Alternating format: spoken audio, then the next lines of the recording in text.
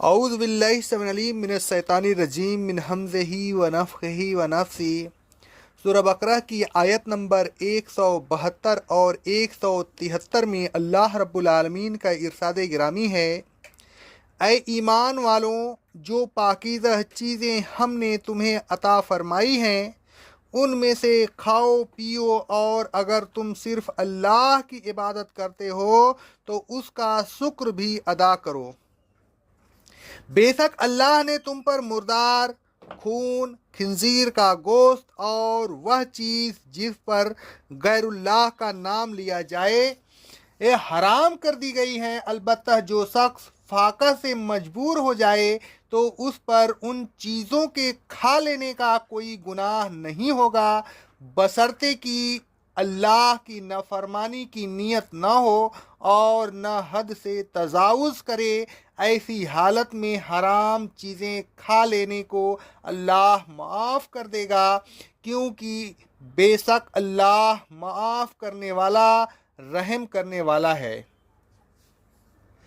تمام چیزیں اللہ تبارک و تعالیٰ کی پیدا کی ہوئی ہیں اور تمام چیزیں انسان کی خاطر پیدا کی گئی ہیں۔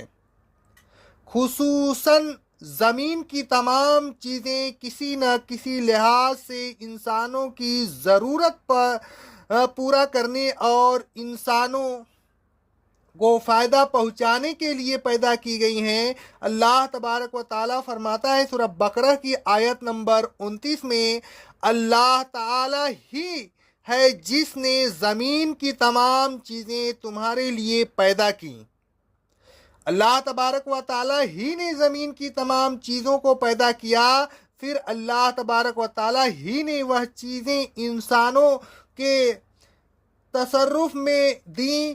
ان تمام چیزوں کی تخلیق کا کوئی خاص مقصد ہے جس کو اللہ تبارک و تعالیٰ بہتر جانتا ہے۔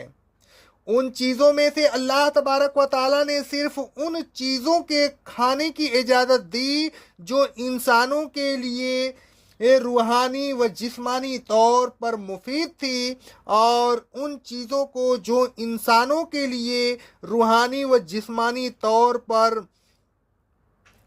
مضر تھیں کھانے سے منع کر دیا۔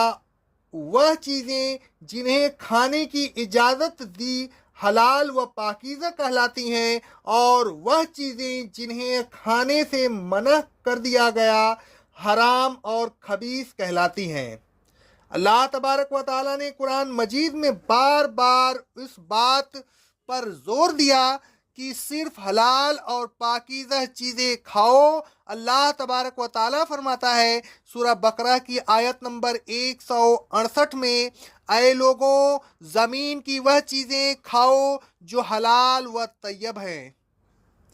اللہ رب العالمین فرماتا ہے سورہ مائدہ کی آیت نمبر 88 میں، اے ایمان والوں، جو حلال اور پاکیزہ چیزیں ہم نے تم کو عطا کی ہیں ان میں سے کھاؤ پیو۔ اللہ تبارک و تعالیٰ ایک اور جگہ فرماتا ہے سورہ النحل کی آیت نمبر 114 میں، جو حلال اور پاکیزہ چیزیں اللہ نے تم کو دی ہیں ان میں سے کھاؤ پیو، اور اگر تم صرف اسی کی عبادت کرتے ہو تو اس کا شکر بھی ادا کرو۔ اللہ تبارک و تعالیٰ فرماتا ہے سورہ المائدہ کی آیت نمبر 4 میں، اے رسول صلی اللہ علیہ وسلم، جو لوگ آپ سے پوچھتے ہیں کہ کون سی چیزیں ان کے لیے حلال ہیں، آپ کہہ دیجئے کہ پاکیزہ چیزیں تمہارے لیے حلال ہیں۔ پھر فرمایا اللہ تبارک و تعالیٰ نے، ان کنتم ایاہ تعبدون، اگر تم صرف اللہ تبارک و تعالیٰ کی عبادت کرتے ہو تو اس کی عبودیت کا تقاضا یہ ہے کہ کھانے پینے کے معاملہ میں بھی اللہ تبارک و تعالیٰ کی اطاعت کرو۔ توحید کی شان ہی یہی ہے کہ جو شخص اطاعت و عبادات میں اللہ تبارک و تعالیٰ کا بندہ بن گیا ہے، حلال و حرام چیزوں کے معاملہ میں بھی اسی کا بندہ بنے، اس کے حکم کے مطابق حلال و حرام کا فیصلہ کرے، حلال چیزیں کھائے اور حرام چیزوں سے بچے، حلال व पाकीज़ा चीज़ों पर और कनायत करे और अपनी अबूदियत का वाज़ह सबूत दे। हलाल व पाकीज़ा चीज़ों पर और कनायत ही दरअसल अल्लाह तबारक व ताला की हकीकी शुक्र है। ये शुक्र सिर्फ ज़बान से नहीं होता बल्कि अल्लाह तबारक व ताला की इताअत से होता है। अल्लाह तबारक व ताला फरमाता है सूरह सबा की आयत नंबर 13 में, अय आले दाऊद, शुक्र अदा करने के लिए अमल करो, मेरे बंदों में शुक्रगुजार बंदे थोड़े ही होते हैं। अब जो शख्स हलाल व हराम के मामला में अल्लाह तबारक व ताला की कामिल अताअत करता है, वही दर हकीकत अल्लाह तबारक व ताला का शुक्र अदा करता है। सिर्फ नमाज रोज़ा ही इबादत नहीं बल्कि हलाल व हराम के मामला में अल्लाह तबारक व ताला की हिदायत के मुताबिक अमल करना भी इबादत है। अल्लाह तबारक व ताला फरमाता है, अगर तुम सिर्फ अल्लाह तबारक व ताला की इबादत का दावा करते हो तो हलाल व हराम के मामले में भी सिर्फ उसी का फैसला मानो, यह भी इबादत है। अगर तुम वह दूसरी इबादतें करते रहे और सिर्फ अल्लाह तबारक व ताला के लिए करते रहे लेकिन हलाल व हराम के मामला में अल्लाह तबारक व ताला की इताअत नहीं की तो इबादत इलाही की तकमील नहीं होगी, ये तौहीद भी बाकी नहीं रही। हलाल व हराम के मामला में अल्लाह तबारक व ताला का फैसला बसरो चश्म मान लेना ही दर हकीकत इबादत है और यही शुक्र है। बगैर उसके शुक्र के अदा किए हुई शख्स न अल्लाह तबारक व ताला का आबिद बन सकता है और न मुअद्दिद। शुक्र के सिलसिले में मजीद तफसील सूरह बकरा की आयत नंबर 152 की तफसीर में बयान किया जा चुका है। आयत ज़ेर तफसीर के सिलसिले में रसूलुल्लाह सल्लल्लाहु अलैहि वसल्लम फरमाते हैं, सही मुस्लिम की हदीस है, ऐ लोगों, बेशक अल्लाह पाक है और वह पाक चीज़ों के अलावा किसी चीज़ को कबूल नहीं करता, और बेशक अल्लाह तबारक व ताला ने मोमिनीन को उसी चीज़ का हुक्म दिया है जिस चीज़ का हुक्म उसने रसूल सल्लल्लाहु अलैहि वसल्लम को दिया है। अल्लाह तबारक व ताला ने फरमाया, रसूलों पाकीज़ा चीज़ों में से खाओ, नेक अमल करते रहो, बेशक जो कुछ तुम कर रहे हो मैं उससे वाकिफ हूँ। सूरह अल मोमिनीन की आयत नंबर 51 में है। और मोमिनीन से अल्लाह तबारक व ताला फरमाता है, ऐ ईमान वालों, जो पाकीज़ा चीज़ें हमने तुम्हें दी हैं उनमें से खाओ। सूरह बकरा की आयत नंबर 172 में है। फिर आपने एक शख्स का जिक्र किया जो लंबा सफ़र कर रहा है, उसके बाल परगंदा और गुब्बार आलूदा हैं, आसमान की तरफ अपने दोनों हाथों को दराज करता है और इस तरह कहता है, ऐ मेरे रब, ऐ मेरे रब, लेकिन उसका खाना हराम है, उसका पीना हराम है, उसका लिबास हराम है, उसकी नशो नुमा हराम है, हराम चीज़ों से हो रही है, फिर कैसे ऐसे आदमी की दुआ कबूल होगी।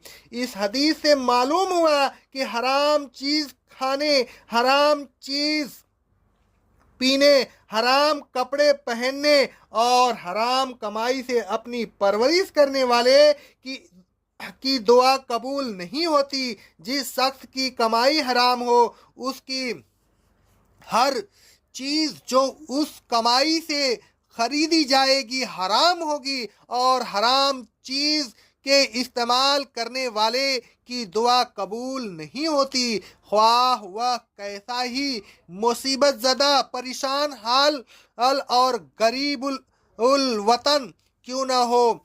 फिर अल्लाह तबारक व ताला ने चंद अहम चीज़ों की हुर्मत का जिक्र फरमाया। सबसे पहली चीज़ जिसकी हुर्मत का जिक्र अल्लाह तबारक व ताला ने फरमाया मुर्दार है। मुर्दार वह जानवर है जिस पर बवक्त ज़बह अल्लाह तबारक व ताला का नाम न लिया जाए, या जो बगैर ज़बह किए मर जाए, ख्वाह वह चोट से मरे या गिर कर मरे या किसी और तरह से मरे। अल्लाह तबारक व ताला फरमाता है सूरह माइदा की आयत नंबर 3 में, तुम पर मुर्दार, खून, खिंजीर, ईर का गोश्त और वह चीज़ जिस पर गैरुल्लाह का नाम लिया जाए हराम कर दी गई है, और वह जानवर भी हराम कर दिया गया है जो गला घूंट कर मर जाए, जो चोट लग कर मर जाए, जो गिर कर मर जाए, जो सिंग लग कर मर जाए, और वह जानवर जिसको